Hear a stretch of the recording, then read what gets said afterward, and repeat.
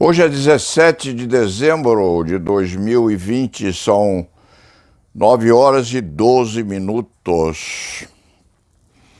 Os acompanhadores deste site devem estar estranhando o fato do escriba se colocar de gravata e terno de cerimônia. Acontece que é um julgamento online a fazer daqui a alguns minutos e o partícipe precisa apresentar-se razoavelmente bem e não com uma ficção correspondente à metade pronta e a outra metade em trajes de ir à praia, como acontece às vezes. Outro dia, eminentíssimo juiz se expôs a um constrangimento do tipo porque estava com bermudas e com paletó e gravata numa posição desconcertante. Conforme se verificou, é preciso ter muito cuidado, que os advogados, inclusive, tenham muito cuidado nesse tipo de apresentação.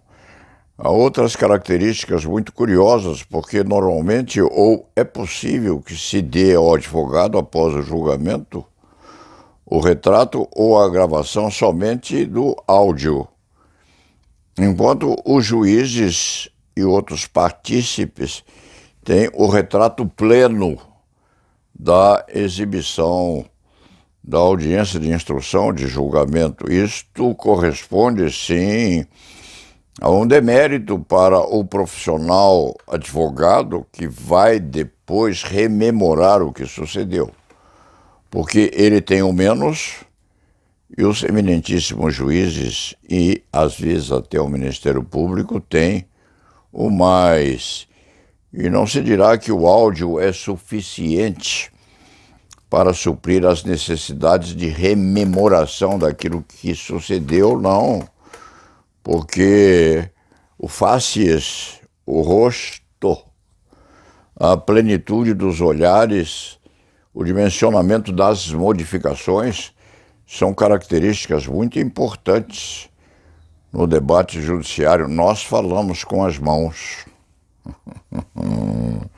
As nossas mãos fazem parte do nosso sistema de transmissão de pensamento, haja vista aquela variação correspondente à linguagem ou alfabeto Libra, em que o interveniente ou o intérprete fala ou transmite a verbalização, sobretudo com as mãos. É preciso que os nossos colegas que são experimentados no assunto revejam seus pontos de vista respeitantes a essas premissas e tomem os caminhos adequados à experiência pessoal, sim, porque o que se diz é que a imagem é o todo, o visual é a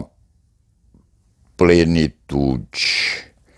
Dito isto, passe-se a breve consideração sobre um vídeo que mandaram ao escriba ontem, não se sabe de onde veio, em que um médico supinamente claro, preparado, discreto e competente dá a sua interpretação, a sua versão sobre o vírus, a existência daquilo que este escriba chama de bicho, embora se negue tal qualidade a essa virose que nos assalta à porta da nossa casa. E esse médico deve ser um cientista, sim, cujo nome o escriba vai procurar mais tarde, dá explicação preciosa sobre as peculiaridades que interpenetram as preocupações do nosso povo, preocupações estas correspondentes, evidentemente, à pandemia que não acabou.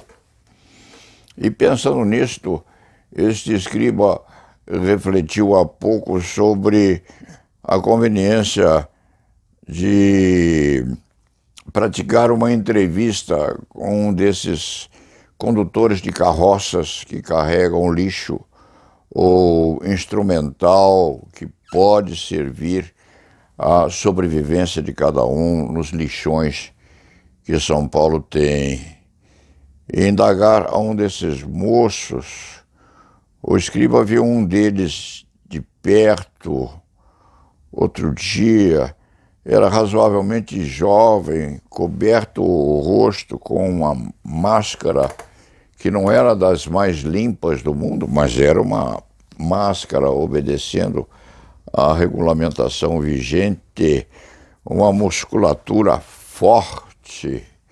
Não se sabe como ele se alimenta, esse rapaz, a imagem ou em paralelismo a todos os outros que passam diariamente frente a esta antiga casa que serve de escritório a este interveniente no Código de Processo Penal e no Código Penal e leis extravagantes que estão a vigir por aí.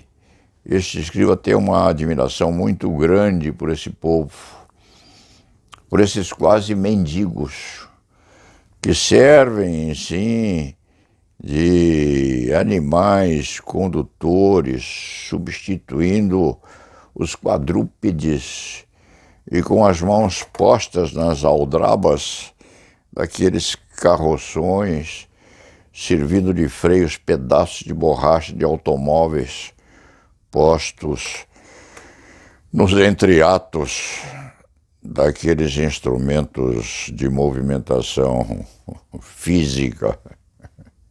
O combustível é a força de cada qual, esses jovens e às vezes velhos.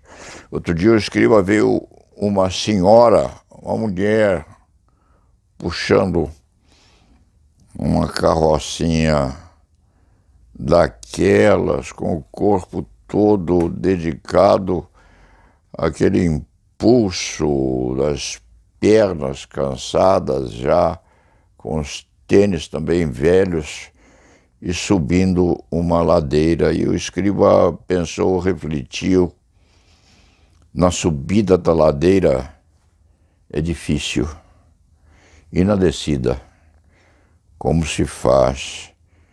E pensou o escriba em sugerir, quando São Paulo voltasse à normalidade, a sugerir no fim do ano que se fizesse uma corrida anual desses portadores de musculatura gerada pela necessidade de suprir a fome e a miséria dos filhotes deixados em casa ou à beira dos lixões que esta capital tem.